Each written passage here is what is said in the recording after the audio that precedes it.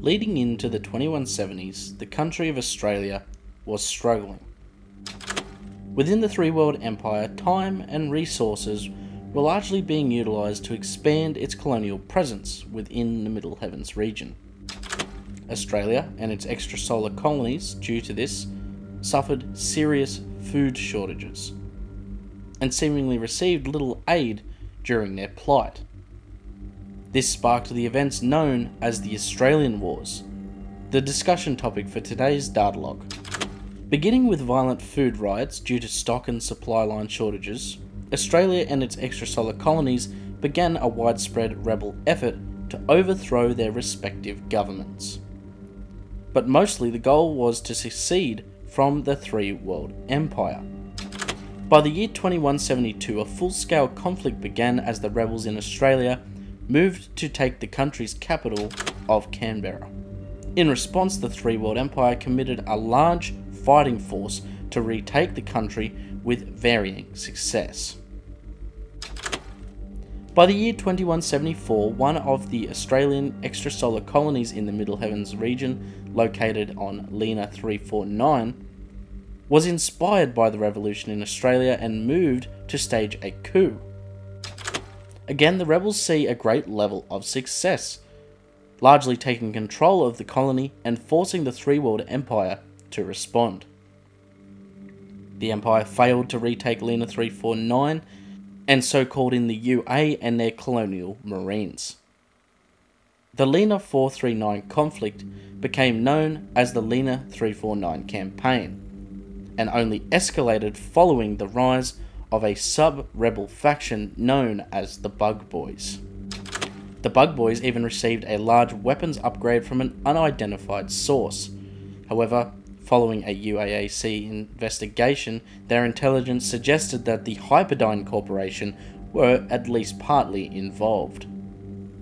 Eventually, the Bug Boys push their advantage and launch an orbital strike on one of the UA's Conestoga class vessels, the infamous USS Sulaco.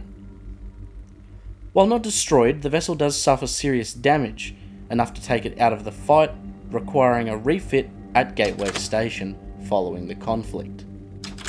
Unlucky enough, the Sulaco was the only vessel on the side of the UA to suffer any damage during the conflict. Now pushed to take serious action, the UA fully commits to retaking Lena 349 from the rebel insurgency. Eventually, the Bug Boys are squashed and the Three World Empire is placed back in control. However, the UA leaves behind a peacekeeping force or contingent in order to maintain order after the main UAAC departure from the colony in 2175. While not thrilled about this outcome, the Three World Empire have to relent, knowing that they owe their success of this conflict, and at least two others, to the military might of the United American Allies. While the Lena 349 campaign comes to an end, the war with the earthbound country of Australia rages on. Armed largely with the RMC F903WE automatic assault rifle, the Australian rebel forces continue to push out the influence of the Three World Empire. Again, bringing in the UA on their civil conflicts, the Three World Empire allows for a much more drastic action to take place against the insurgency problem. Utilising the vessel known as the Flying Nun, a black and white V-10A Mantis, operated by the 5th Division's Sin Eaters, the UA are successful in ending the Australian Wars via a nuclear strike on the Australian capital city of Canberra. In the aftermath of the attack, the Australian rebels surrender, and the legitimate Australian government is reinstated. Some level of peace is achieved.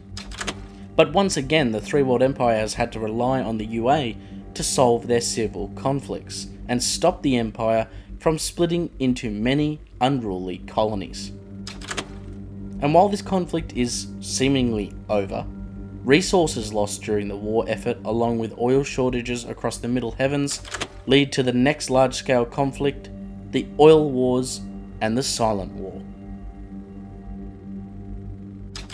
If you really want to support what we do here and gain a bunch of awesome rewards, consider joining as a Project ACHERON channel member, like Project Director Chris Dasinger, company representatives TheSixxness, M56 Smart Gunner, and Sith Lord 906, and like team members Raunchy, Ambrosia, the Ryan Smee, and Jack Fleming Jr.